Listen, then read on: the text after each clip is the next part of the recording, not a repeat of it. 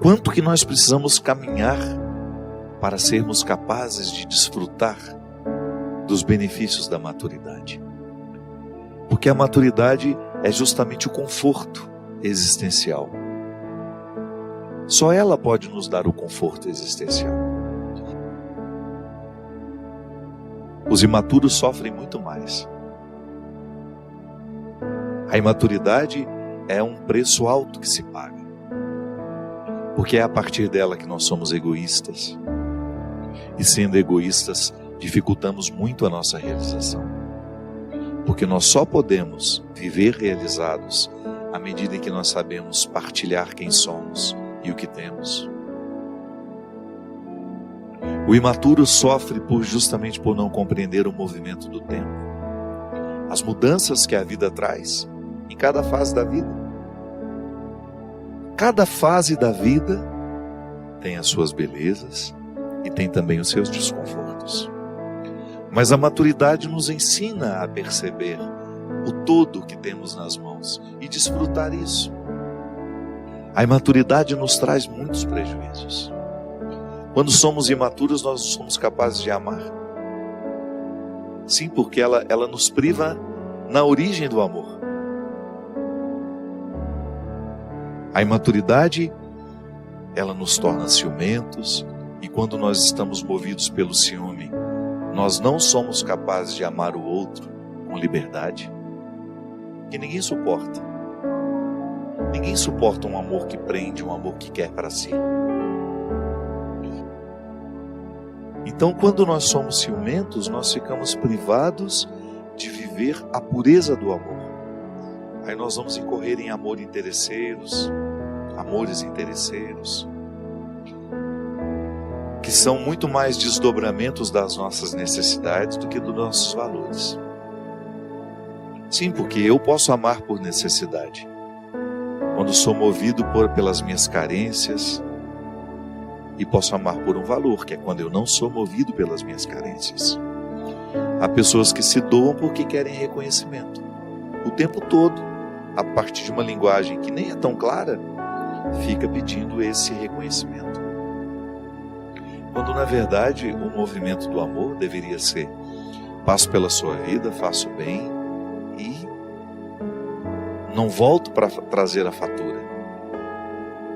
Claro que quando existe um vínculo de proximidade, o dia a dia entre marido e mulher, mãe e filho, irmãos, amigos, essa reciprocidade é uma resposta.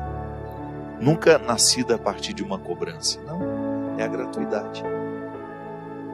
O fato, minha gente, é que à medida em que nós vamos amadurecendo, nós vamos alcançando essa liberdade interior. Porque é a partir dela que a gente se faz a autocrítica. Só os livres se criticam.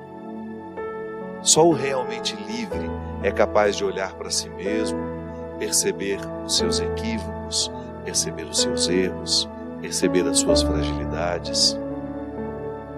Não fica colocando obstáculo para chegar ao cerne de sua verdade. Os livres e os que se autocriticam, esses fazem a diferença no mundo. Porque se tornam instrumentos de transformação. Eu acho muito bonito em Jesus que é esse movimento que ele sempre faz na direção do outro para libertá-lo.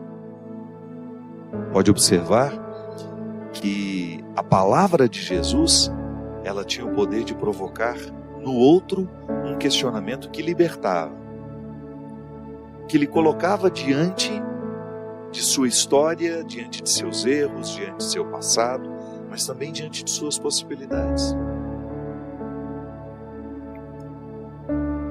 Jesus colocava uma palavra que provocava um desassossego e naturalmente encaminhava ali um processo de maturidade.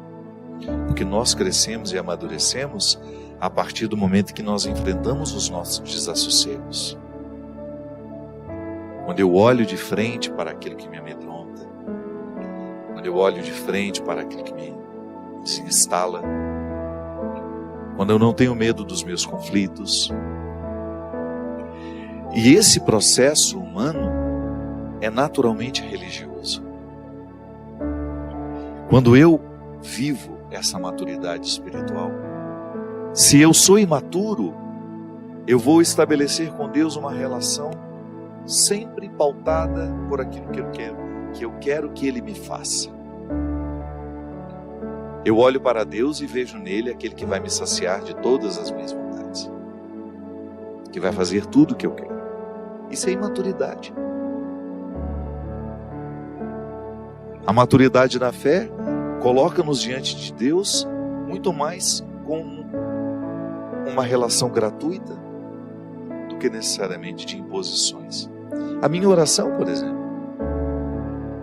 eu sou mais livre, eu sou mais maduro à medida em que eu olho para Deus como um amigo que me acompanha, que está ao meu lado, me ajudando a esclarecer o que eu ainda não sei, mas nunca como uma muleta. Não, Deus é meu amigo. A maturidade espiritual me leva a experimentar um Deus amigo. Sim, porque é interessante, minha gente, às vezes alguns acontecimentos nos amadurecem tanto. Num espaço curto de tempo a gente ganha uma maturidade por causa da própria luta, por causa da própria dificuldade. A maturidade nos torna mais leves, né? A gente fica com mais acesso ao outro e o outro fica com mais acesso a nós. E a gente também aprende a fechar portas. Sim, porque nem tudo precisa ser acessível. A maturidade nos leva a dizer o que de fato precisa ser dito e a calar naquilo que precisa ser calado. Eu tenho medo quando eu falo muito. Pode ser um resultado da minha imaturidade. Por causa da imaturidade nós ferimos com o nosso exagero, com o nosso excesso, com a nossa indiscrição. Por causa da nossa imaturidade, as nossas carências. Porque quando eu sou imaturo, as minhas carências prevalecem. Porque se eu não coloquei na doma, ela vai me domar. Ou eu domino as minhas carências, ou elas me dominam. Então, muitas vezes, eu demonstro a minha imaturidade assim. Tudo tem que ser de acordo com a minha vontade, tudo tem que ser de acordo conforme o que eu prescrevi. Eu não posso perder, eu não posso ser contrariado. A vida só é viva a partir do momento que nós temos conflitos, que nós compreendemos a dimensão ácida de tudo o que nos rodeia. Sim, eu não posso viver somente do que é alcalino. O ácido está ao meu lado, ele faz parte da minha vida. O alcalino é a vida. Quanto mais alcalinos nós estivermos, mais saudáveis nós estaremos. A maturidade emocional, espiritual é a mesma coisa. Então eu também lido com realidades ácidas, pessoas ácidas, situações ácidas, mas eu posso alcalinizá-la. Alcalinizá-las são situações, são pessoas. Ou então coloco um filtro para que isso não venha morar dentro de mim. Opiniões, por exemplo. O imaturo absorve todas as opiniões. O maturo ouve e é capaz de absorver aquela que de fato importa. O imaturo não. O imaturo absorve tudo. A maturidade nos permite um filtro, nos coloca um filtro, e a partir dele nós vamos selecionando o que queremos para nós. Nunca perde aquele que opta por amadurecer.